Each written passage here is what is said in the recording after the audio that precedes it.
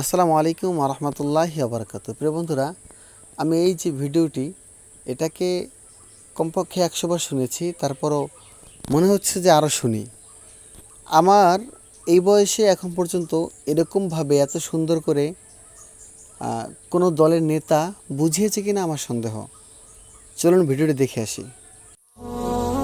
ইসলামী আন্দোলন বাংলাদেশ যদি ক্ষমতায় যায়, জানি না কি উন্নয়ন করবে, তারা কি পরিমাণ উন্নয়ন করবে জানি না। তো ইসলামী আন্দোলন বাংলাদেশ যদি ক্ষমতায় যায়, তবে এতটুকু নিশ্চিত ভাবে হবে, একা কেউ কাঁদবে না। যদি কাঁদে সবাই একসাথে কাঁদবে। একা কেউ হাসবে না, যদি হাসে সবাই একত্রিত হাসবে। শুধু একা কেউ সুখ করবে না, যদি কেউ সুখ করে সবাই সম্মিলিত ভাবে সুখ করবে। একা কেউ দুঃখিত হবে না, যদি দুঃখিত হয় সবাই সম্মিলিত ভাবে। একা কেউ পেট ভরবে না, যদি পেট ভরতে হয় সবাইকে কমপক্ষে পেট ভরাবার চেষ্টা করানো হবে। গৃহহীন একা কেউ থাকবে না, গৃহহীন থাকবে তো সবাই গৃহহীন থাকবে। আশ্রয়স্থল পাবে তো সবাইকে আশ্রয়স্থলের ব্যবস্থা করতে হবে।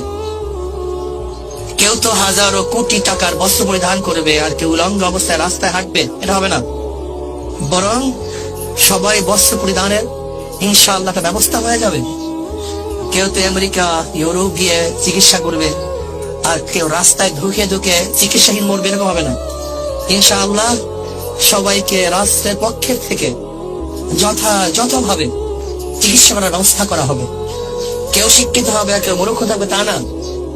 রাষ্ট্রীয় ভাবে সবাইকে উচ্চ শিক্ষা শিক্ষিত করার ব্যবস্থা ইনশাআল্লাহ করা হবে। ইসলামী আন্দোলন বাংলাদেশ ক্ষমতায় যায়, কাজে এই কাজগুলো